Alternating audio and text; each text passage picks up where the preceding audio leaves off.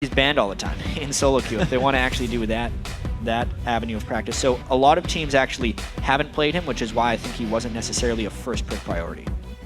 Well, he's definitely a dangerous pick once he does get into that lane. So much defense and offense to be had on both sides of the coin from Braum. And we will see if TSM or Cloud9 try their hand at that today. LemonNation has kind of been on a Morgana Thresh run, as well as Gleeb. Ooh.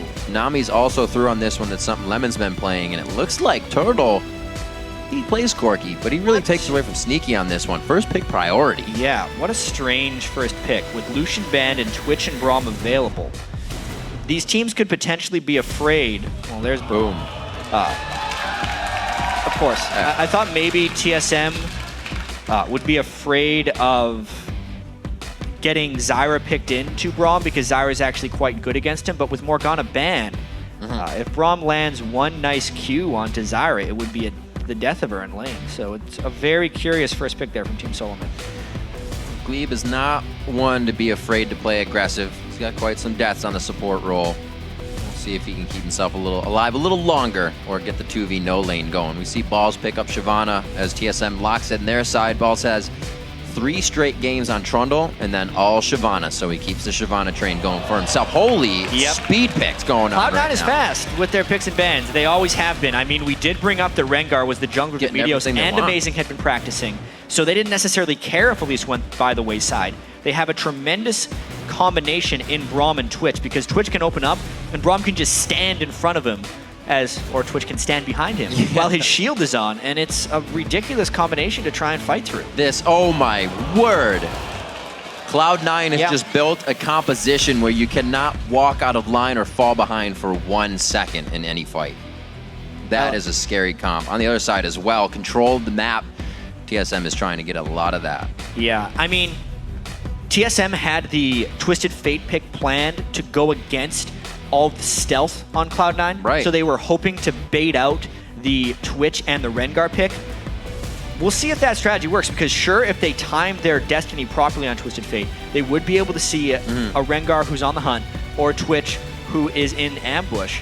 But that is just a really risky strategy because of all the things they gave up and how comfortable Cloud9 is going to be on pretty much everything. Yeah, awesome picks. It seems like the team's coming together a little bit more in their comfort level and where they're going outside the box here.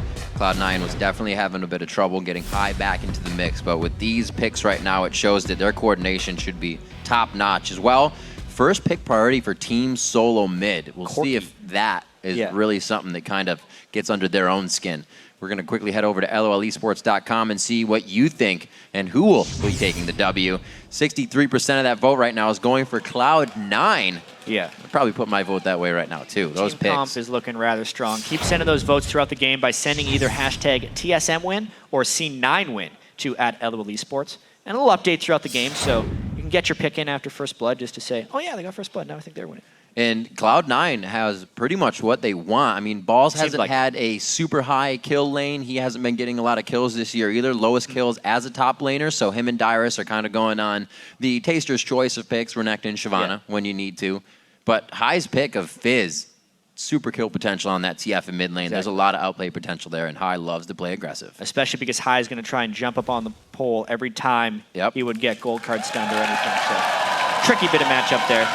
Well, we'll see who has more tricks up their sleeve. We are on to the match here. Week 4, first game. TSM versus Cloud9 is underway. And in this Week 4, you can see Cloud9 taking full advantage of the 4.9 patch that we're playing on. Rengar and Braum, both picks. Both enabled this week. Bam! Right off the bat, Cloud9 always a team to try and adapt quickly as possible, especially in the playoffs of the Spring Split when the heal patch came in and everyone was doing the Soraka mid lane. Cloud9 was doing that before everyone else and was the best at adapting to that. Here comes Braum and Rengar. Slowly walking out. We'll see how much Cloud9 feels comfortable with this in the beginning. I'm sure Meteos wants to get a solid jungle start on this. And the rest of the team has a lot formulated. But TSM says, let's try to make this a little harder. Let's get in their hair and see what we can do. Some knowledge of their movement. And they know this is just going to be kind of for the stay and the steal. Yeah, so I do need to talk about the Braum lane a little bit because, yes, he was seen in the European LCS, But this is the North American LCS. So one thing the teams were able to do against him in the European LCS and we expected is he's a little bit vulnerable to getting shoved in lane early. So if the other team can get a little bit of wave advantage and keep the minions at Braum's turret, he has almost no kill threat because the only way Braum gets aggressive is if he lands a Q on the enemy. And also he doesn't want to engage on a giant minion wave. But in team fights, because of his ability to apply stun passive procs on so many people and also block so much of the damage with his shield, he's an absolute monster once he gets to that phase. So I actually think if Cloud9 can get a 1v2 completely to their advantage because they won't be getting shoved in and it will give Braum an easier early laning phase. Let's see how the ward control goes down this game as well. WildTurtle was speaking a lot about that, and the pink ward control is going to be even more in their minds this game with the Rengar and the Twitch pick. Going to the top lane. They're actually waiting for Dyrus to make a move here. Start getting himself some CS. Well, especially in these 2v0s, they're hoping Dyrus actually starts the wave off hitting creeps because that will allow Cloud9 to deny him. But as long as Cloud9 is getting last hits, the wave should slowly push towards Dyrus. It's just going to be a little while. Just one hit off from taking some extra stun damage on that. Looks like Meteos and Balls making their way into the jungle, and they may be able to find Dyrus on this, but they split right off the bat. They're going to be pinching him in on this one. It looks like he will be quite safe after seeing Meteos on the side. No, he had full on that one, so it looks like Dyrus is going to be hit up. Slice dice. He held first skill that long. Yeah, but even so, he was just trying to keep tabs on what was going on in the jungle. It did delay them very slightly. He wasn't going to be getting experience anyway. That wasn't a mistake by any means by Dyrus. It just means the TSM knows exactly where the Cloud9 roam would be coming from if they do it. This also means Amazing is going to be getting some solo experience as he goes around the jungle. Balls not with Meteos is going to be stealing that up, and you can see High already aggressive under the turret. Gets that lane pushed up just enough so he can be in and out. Yeah, dodged every last bit of damage there. Didn't take the turret shot or the wild cards from Bjergsen. He's going to have to be afraid of the Elise pretty shortly, but that's why they have the early ward coverage in the lane. And that's also why LemonNation is roaming around on Braum. He's actually hoping to get some type of counter gank. This is usually their level 2-3 that they're trying to get. Gleeb and Dyrus actually going to answer on this as well. They are perfectly set up. LemonNation throws out the Q, but is it going to be enough? 1, 2, 3 after the other. High throws himself into the fire, but the whole team has come down. Lemon's a tick away, but he stays alive. Turtle's now here, and that's going to be Amazing going down first. Meteos is back and forth. That's going to be his buffs really helping in this fight, but they know they can't help High anymore. It's going to be the quick 1-for-1. First blood to Meteos. Wow. I mean, we've been talking a lot about how in this 2v0 lane setup, you can have a lot of roamers from either side of the map kind of arrive in mid lane. That's exactly what we saw. TSM had 5 people there. Cloud9 had 4, which means that the double buffs being transferred to Meteos and the fact that it was a 1-for-1, while Twitch was able to farm freely in the top lane, means Cloud9 comes out ahead on that trade. Getting some stacks on that bone tooth for himself already. Let's take a look at that again. Yeah, I mean, it seemed like just the bait from Cloud9. It was a sixth sense in LemonNation kind of thinking there was something there because they'd been gone from the bottom lane. He checks it a little aggressively, but just barely staying alive, and that gave time for Cloud9 to come down. Meteos did a really nice flash jump out of the brush there, making it so you could still jump out of the brush even after the flash because there was a short delay, and he allowed himself to pick up that quick kill on Rengar. Good refresh on the buffs. That'll definitely put a hindrance on Amazing's lane pressure as he comes in, but it looks like he's still going to be roaming with Dyrus as they take over the top bottom side of the jungles respectively here in this 2v-none. Let's see, Dyrus is now level 2 on that fight. Balls and Dyrus both getting assists on that, so as we're looking a bit at the top laners, both help there for each. The AD carries in our matchup didn't really get anything out of that, just kind of a walk around for them. Missed some CS. Well, the kill from WildTurtle will definitely make up for his missed CS, I think. Oh, look, right past it. Luckily, picked it up on the backside. That's and right. Actually, surprisingly, last week we saw a sub 4-minute dragon in 7 of the 8 That's true. Which is actually more so what LemonNation was checking for when he walked down there because he was hoping to get a little bit of harassment down onto TSM. You can see if Dyrus is very low, maybe they could have disrupted that. But now that they've swapped up into the top lane, there's no disruption to be had, even though Dyrus is a little bit low. Very smart play by Team SOLOMID right now, controlling the map as much as they need to here in the early game as they trade 1-for-1 to kill just a bit ago. That's 8.2k for now for the 7.6 of Cloud9. No type of snowball to be had here. The TSM is starting to grab a bit of a lead in that mid lane. Bjergsen is 44 CS to High's 29, so that aggression is not really paying off for him just yet. Yeah, well, the Twisted Fate range advantage over High definitely has something to say about that. And the ward coverage that TSM has in the Dragon side of River really makes High play a little bit uneasily. So he's just trying to survive. Something that TSM said they would do is continue to place wards against Cloud9. The pink wards actually have not come out yet, something, or at least for Cloud9 rather, on that side to the Dragon. They're still defending their side instead of trying to move that line forward. It shows how kind of weary they are at TSM's control of the map so far.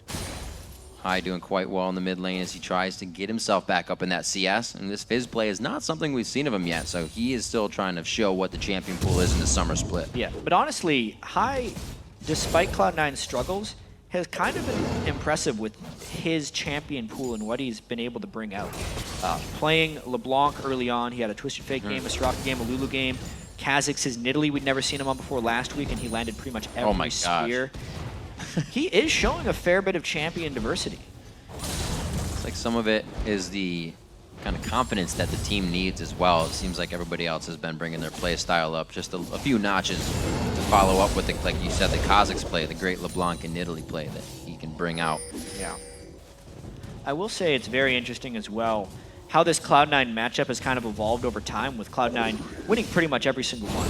15 games, they've won 14 of them. It's true. But if we think back to the playoffs of last split, and even the first game from this split, Cloud9 plays very reserved against Team SOLOMID. It's actually like they've kind of swapped places in a sense, because Cloud9 will be content picking a late game composition, farming up their waves, and then kind of waiting for the team fights to come to them, and really relying on their laning ability against TSM, which isn't the way it used to be approached, but it's been working extremely well lately for Cloud9 against TSM.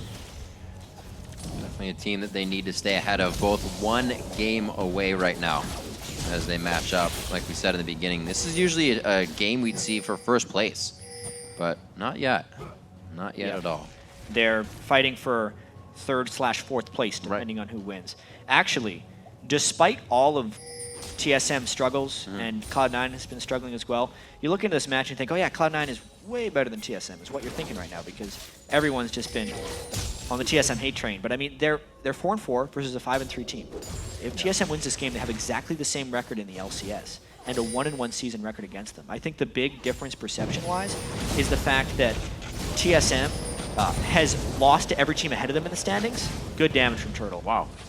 And beaten every team below them in the standings, whereas Cloud9 has been much more inconsistent. So you tend to give Cloud9 the benefit of the doubt in their inconsistency, and you only remember their victories over COG and their win over LMQ, and you kind of forget about the fact that this Cloud9 team lost to Complexity and EG.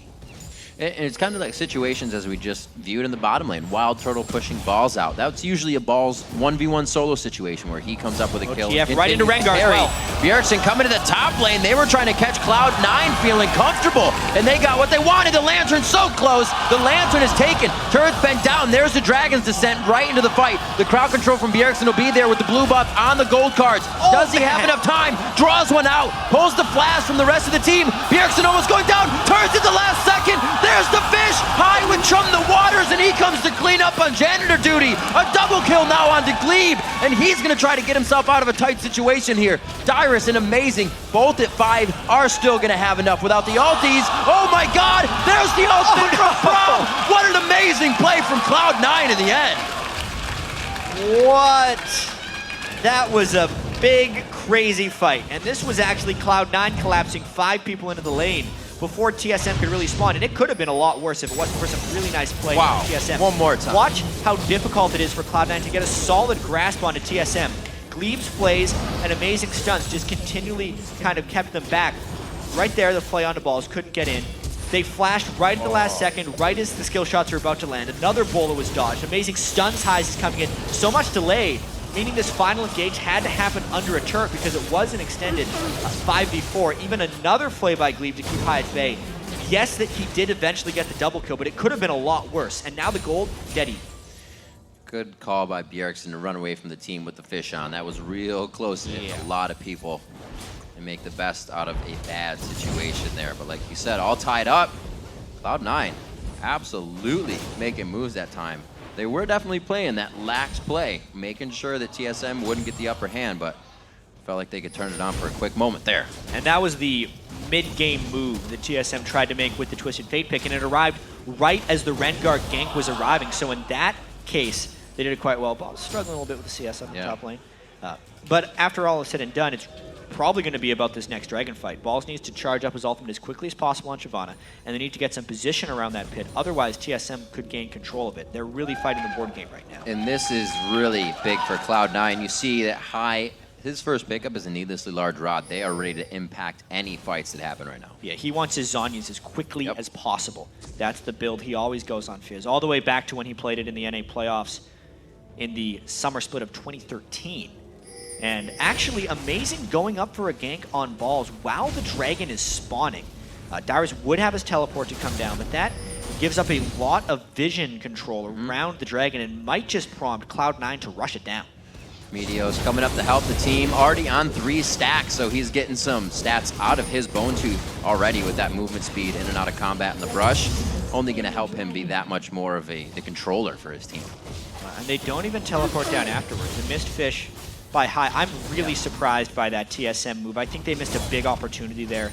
They took the first dragon. Obviously, both teams had the timer, but it's kind of on them. When you take a dragon so early, to get the timer and position yourself for the next dragon, you add to the fact that they had the teleport advantage in the top lane as well, with Dyrus having his and balls without his. That was TSM's dragon to lose, and they actually gave it away. One thing we've seen a lot of this split is shaken confidence that can quickly happen in a game. A wrong initiation, something here or there, and you instantly see second guessing on it. Looks like Cloud9 is definitely really on the first guess right now. Yeah, that's a problem Cloud9 has been having a little bit. They said they had a little bit of infighting just as they've been losing. They're so used to being the top team in North America. When they start to struggle, that stuff happens. But week to week, they say they are getting better. And TSM, we saw it last week as well, especially in their game against LMQ. Just an indecisiveness and being afraid of making a mistake more than anything else. I think that last dragon was just no one making a decisive call to say, hey, let's go down for the dragon, because they didn't even gank top. They just spent a bunch of time running in between point A to point B. Waiting for that next objective to come up. Both teams pretty much back into the solos. We see Twitch going down. Sneaky's going to farm up in the bottom lane. Turtle and Gleeb at the top. Cloud9 is going to try to open up the middle of the map here with pressure. Bjergsen does not have any help. It's a push and a counter push right now. Bjergsen does have substantially good wave on Twisted Fate. So it is very hard to push that down, especially when you have a Fizz. It's not exactly a tower sieging composition. Cloud9's team across the board is atrocious at sieging turrets. So that could be a very good way of TSM stalling out this game. That's one thing TSM was talking about. If you're out of position, TSM will take towers. So if they're in position, they have a real good chance to stop any push Cloud9 would bring to the table. We'll see towards the top lane. Cloud9 is actually forcing TSM away just for now, but it all stays safe, and we may actually have them coming right to mid for a sideswipe here. So I do have to point something a little bit strange out on TSM's side. Amazing has built a Sightstone on Elise. And we might see a fight in the mid lane here just because everyone is there. But I will want to talk about that Sightstone in a little bit because it's a development that I think we might see more of in the 4.9 patch. All right, so it's really played a big role. Yeah, one of the big things about the 4.9 patch is the bonus experience on jungle monsters was removed. It was an old experience mechanic that was around in Season 3, so especially between the levels of like 7 and 11, the experience junglers can get is diminished. And I think that makes the fighting power of junglers around level 7 and 9 more important because they're going to be around that experience level for a longer period of time. Right. And I also think it's going to lead to slightly more supportive style junglers. Because they're going to be lower level, the vision control they provide for the rest of the team is substantially more important. So Lee Sin would obviously get a Sightstone, but we might start seeing it on stuff like Elise. And crazy stuff coming out of High as well. The Deathfire Grasp instantly put together for his first buy. Didn't go Zhonya's. That's very unlike him on Fizz. He's definitely going for the one-shot kill. Meteos is in stealth. The whole team is ready there. Missed the bola. Oh man, DFL coming in. Ball's a little too deep on that one. He does have the ultimate to get out. Flash is used, so himself safe, but it looks like he used saves the ult, I should say. Wow. They're going to fight again. Now, this could be that out of position that Cloud9 wants to work with. They don't exactly have the wave where they want it, but they should get some damage here. Yeah, but if they go to hit this turret, they will be all in on it. So that's actually why High is waiting in the wings with the sweeper, looking for the one-shot. Oh, dear, there it is. It's going to be that extra magic damage coming out, and he is able to trickster over the wall. He's going to need some help on this one, though. They do have him quite locked up. LemonNation comes in for a big amount of crowd control, but it's not going to be enough. 2 for 1, though. Quite nice. A 2 for 1 when pretty much only 2 people of Cloud9 were involved in that. High played that just the way he wanted to. Him and Lemon pushed back pretty much everyone. He got his kills. It cost him his life, but he doesn't necessarily care about that. Cloud9 gets a lot of jungle pressure with that as well. That's perfect. Taking down WildTurtle has a kill in the game. I'm going to start shutting down that power. Yeah, and this was a really great post Flash to Trickster. Yeah, wow. It's a flash Trickster. You can do that on Fizz. A lot of the European Fizzes were doing that as well. Wow. And then Lemon just came in for the help afterwards, adding some crowd control so High could finish off the second target. Nicely played. It looks like the aggression of High back to normal. 3-2-2 for himself. A little lower in CS, but he is known to not have the highest CS in the mid lane. It's not really his priority. It's getting the team control of the map, and now they are back to help control mid as TSM looks to make their move now to rebuttal that little attack. Oh, High thinking about going in a little bit because Lemon did have a slow landed, and this is kind of the team fight phase where you'd expect the Braum to come in with a bit more strength. So look for LemonNation to make a lot of plays jumping in with the Fizz, and look for Meteos to have a better ultimate next time on Rengar. That was a very lackluster ultimate he had around the Dragon Pit. Most Rengars, if you're looking for the high amount of damage, you go into stealth, you actually activate your Q before you use your leap in, and then you just press your Q a bunch of times. And in between Qs, you use your other abilities. That time, because he didn't want to jump into all of TSM, he tried a long-range bola stun, because it was empowered at the time, to hope for the rest of the initiation. But once it missed, he had just lost all threat. All right. Keep an eye on Meteos as well as the positioning of LemonNation and High in this. A ferocious team composition by Cloud9 really starting to take effect, but the gold's quite even. So TSM is staving off a bit of this power, and they've still been able to drop 2 turrets on either side of the map for both teams. Coming up on 20 minutes, that Dragon is 2 seconds from being back alive. It looks like we're going to get a pretty good fight out of it. Oh, and actually TSM cuts them off. They go! Flash Flay coming in. It looks like it's going to be one back and forth. These slice and dice for Dragon's Descent. And nothing really going down for too much damage. They follow down Meteos, gets a bit of heal back. It's going to be a 1v1. Bjergsen gets out the card. Wild cards as well. Enough to take it down with the Q from him. And TSM Bjergsen's auto attacks, but it's only the one on each, not even each side, it's just Meteos. What a chaotic fight. Great decisiveness right there by Gleeb. Whoever was making the call was the right one. Whoa. And even jumping up from the fish there, gets High into the fight. Not a good move by High there. Definitely an error he did not want to make. Plus the Dragon after all of that. So Cloud9 overreached a little bit, but was mainly because TSM caught them off guard by going in. The reason it was a good initiation here is Balls did not have his ultimate up, and there was no setup for the stealth from Rengar, so they could not get snuck up on, and they were the ones doing the fighting. Look at that. At this point, yeah, so never mind, the Balls ultimate was up, it's just he used it very early on for not much effect. And then Lemon had a very poor Braum shield. He actually faced it away from TSM, so he couldn't block any damage. And High wasn't even in the fight, so it started as a 4v5. They didn't let Meteos get anything off because they used the Twisted Fate ultimate to control his vision. And it was really just TSM catching Cloud9 in between spots again and again. 2,000 gold lead coming in for Team SOLOMID there as High throwing out Chum the Waters on Amazing. Getting instantly repelled on that. The Deathfire Grasp not having too much effect either, but this gives Bjergsen a huge jump now in the ability to make plays. Almost with the Zanya's finished, that means TSM can start to initiate things that they want to do. This also helps WildTurtle get back in the game. Another kill to him is Cloud9, we just saw focus him in the jungle solely to stop that. And I honestly have to touch back to our featured matchup as well right now because we see WildTurtle at 8,200 and Sneaky at 6,500. Sneaky is also yet to be involved in a kill or an assist. If you're doing 37% of your team's damage on average, being 0-1-0 is not living up to what the team is expecting of you. So he hasn't been in position, in part because Bjergsen's vision control with the Destiny has kept him in bad places, and also because TSM has been pushing very strongly and decisively as a team. Also have that tower taking power, Jat. We talked a little bit about it. Cloud9's a little lackluster, and with a very early Deathfire Grasp, it's not going to be a Lich Bane Fizz that fast either. And in addition to not having wave clear, Cloud9 doesn't have any good anti-siege.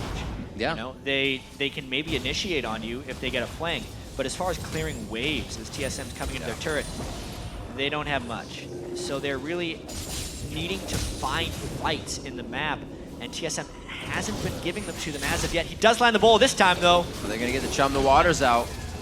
Do not. Just right where they need on it. Waiting on the Lantern. Very nice from Gleeb to always be in the right spot at the right time with those so far.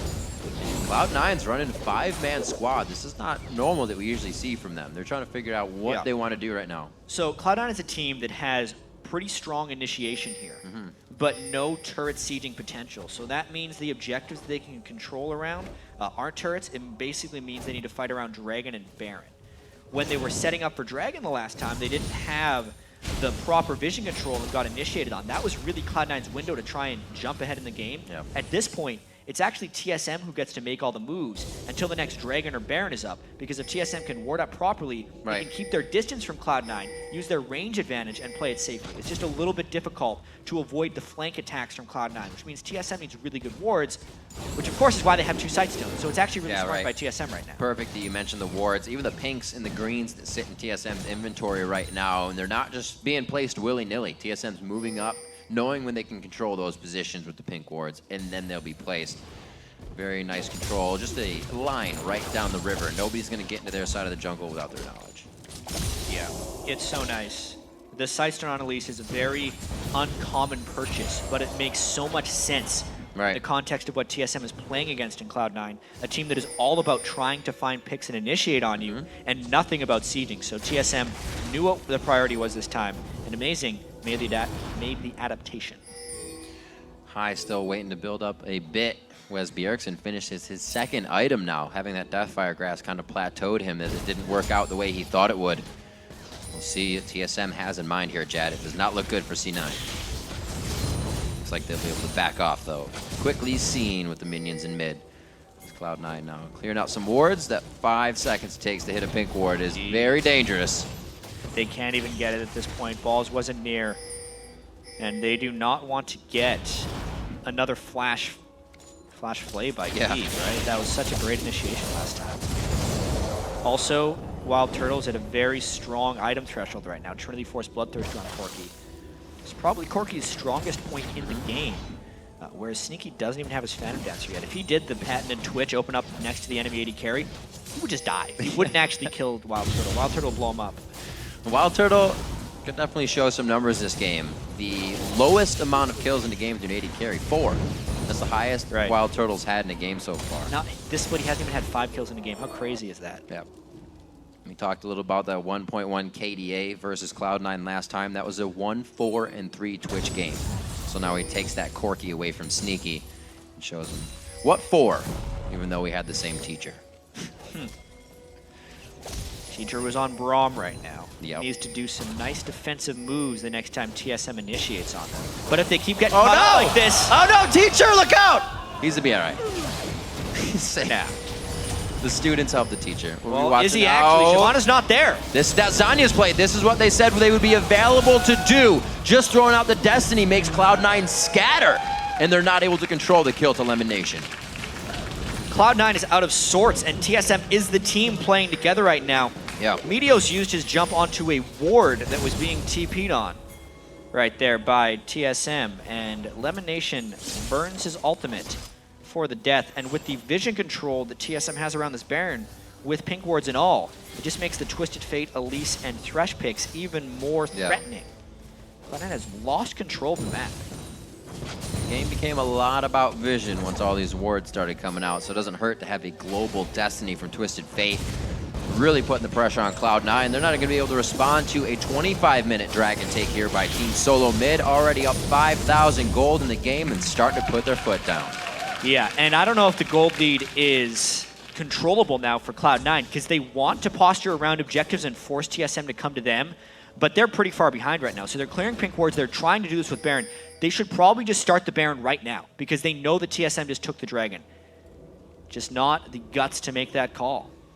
Great composition coming in. That was probably Cloud9's window to get back in the game right now. They didn't have complete vision control because they didn't have enough sweepers to really check.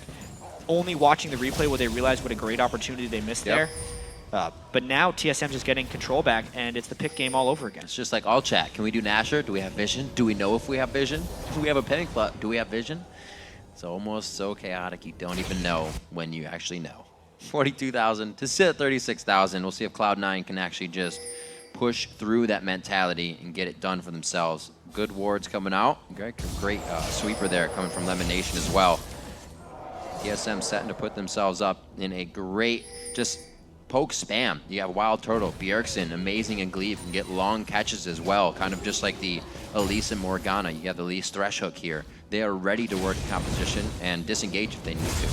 But we do have to point out that Cloud9, as far as just overall damage and in-team fighting power, the composition is much greater. So if they can keep the goal close and it goes super late, Cloud9 would be great, but they don't have the tools to stall at the moment. They're going for a fight. Looks like Meteos goes in very hard. They get not even the lantern out. Meteos still alive, getting himself the heals for High coming in with the kills. Sneaky in the backside. They slowed things down as TSM didn't like the damage they were seeing on the front end of that fight. But now that Dyrus comes in, High to the backside. He gets played out of his Q. Does a bit of the damage, but he's not able to apply the rest. Shots onto balls in the top side. He might go down the last rocket. Just missing the Dragon Tail. The big one missing as well. He uses the Valkyrie and can't get into range. Burnout keeping balls alive. Even though TSM hasn't finished off balls, that might do it for the game because they just wrecked Cloud9 3-4-0, nearly 4-0 in a team fight. No one in Cloud9 could get into the position they needed to. TSM completely had control over that fight, even though it was in the jungle, which should be Rengar's backyard. And they're too low to end up doing the Baron, but the kills are still good. It's almost too much gap for the rest of the team to follow up Meteos here. Yeah, I mean, Meteos went in so deep trying to chase here. He got hooked, played, all that stuff, and then he tried to run away from Dyrus. But he ended up getting chased down, and watch how Sneaky could never get in the proper position to fight. Cloud9 was half in and half out, and when the Twisted Fate ultimate came in, he could never get involved. No one could close on WildTurtle because it was just the Fizz trying to get in there, and TSM just cleaned up. Zhonya's at the right time, ult's at the right time, and great finishers. That was a great play by Bjergsen. Came in, gold-carded and wild-carded the majority of the fight instead of just trying to solo Sneaky. Great mindset by everybody on Team SOLOMID, working together and not just focusing the same target with crowd control, but the damage instead. 47 to 38 now. It's looking more and more grim for Cloud9. 5 turrets to 3 as TSM starts to open up the map like a Christmas present here, and they're about to find out what's inside quite soon. Not getting to the mid inhib now. Baron's going to be there, and then maybe to the bottom turret if they want. TSM needs to start baiting around Baron as well. They know that just now. They pushed out the mid lane. They see Sneaky in the bottom lane. It's not a matter of baiting when they can just take it right off the bat. Strong play all around. This kind of control, you definitely know TSM is back on the rise in their gameplay. Sneaky doing what he can to kind of counter that gold and stats that TSM just grabbed a hold of. His 3 and 4 dragons, and the first Baron of the game is in their pocket. What a turnaround for TSM. I mean, considering how bad they looked last week, they looked completely uncoordinated against LMQ. A new coach. They had some of the worst early games. They did win against Curse. But the fact that they lost to every team above them and beaten every team below them, it didn't seem like TSM could go very far. But now the fact that they've only beaten Cloud9 once in 15 tries, and they're looking to beat them very handily here in the second game they played them this summer. It's going to be great for their momentum.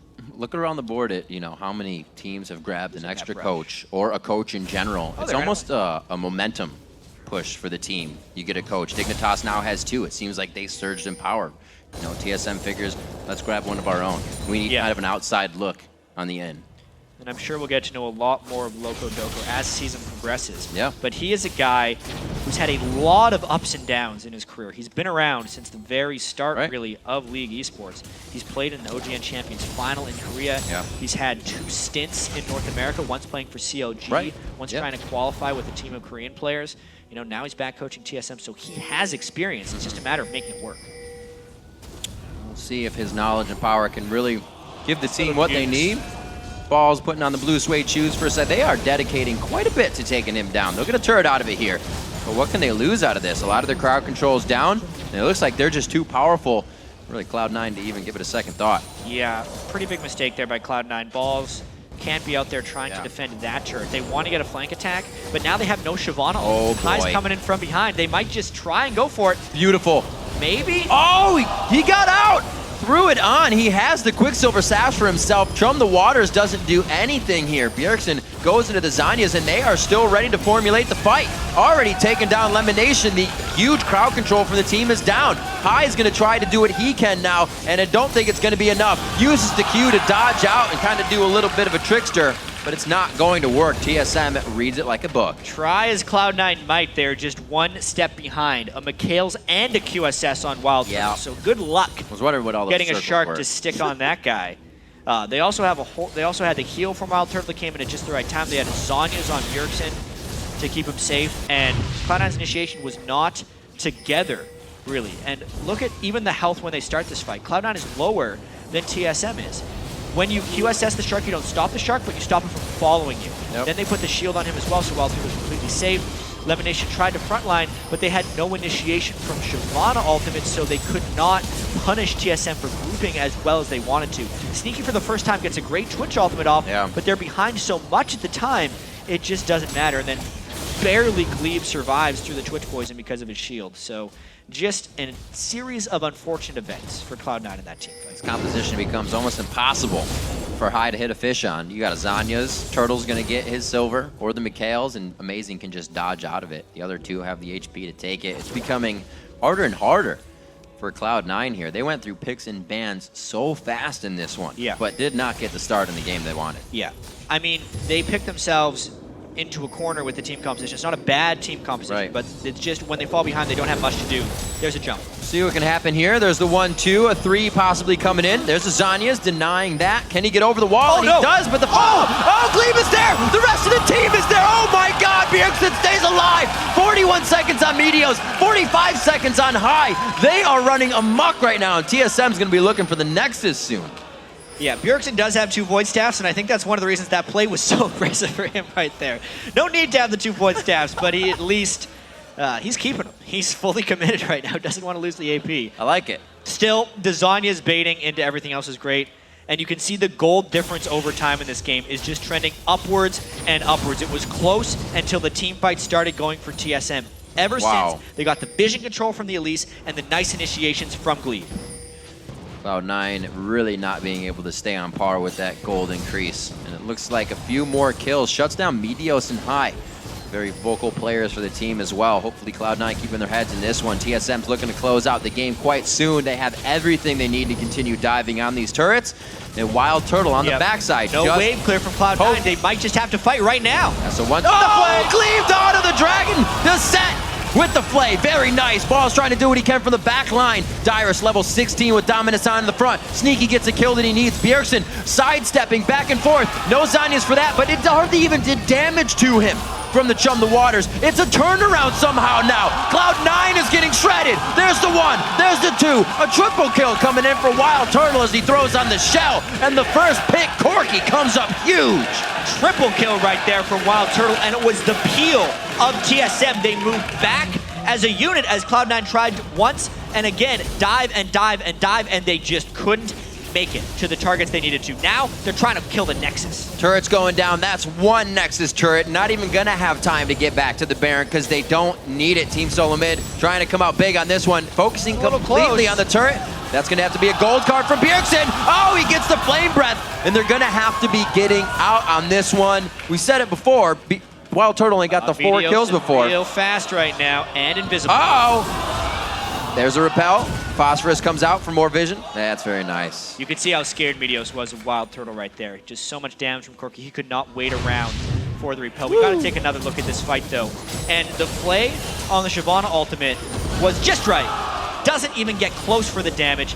And that may well have decided a large portion of this fight, because if we look at the open that Sneaky had, it was rather impressive as there was a flaming dragon in there throughout that.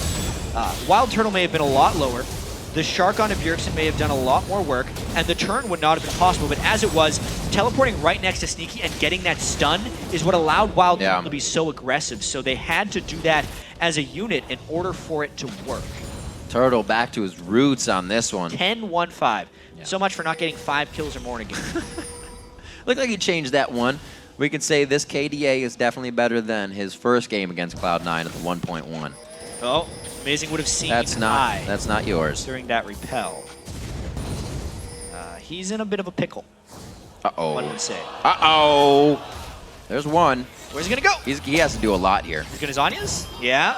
That was He nice. jump back over the wall? Oh, wow. He's not even ready to put out damage himself. Yeah, there wasn't much he could do with 5 people chasing him, and the amount of crowd control TSM has. Now with no Nexus turrets, this is looking like Game Rift. Yeah, just in the middle, Bjergsen is 5,000 gold over high by himself. There's quite a discrepancy here between these players across the board in our featured matchup. Oh, no! WildTurtle versus Sneaky. He walked right past the pink board while trying to get an open. WildTurtle versus Sneaky, and that's WildTurtle, to say the least. There's another kill for Turtle coming in. 13-1-5 on the first pick, priority Corki pick, as the rest of the team goes for the Nexus. A 36-minute game as TSM takes down Cloud9 convincingly. And most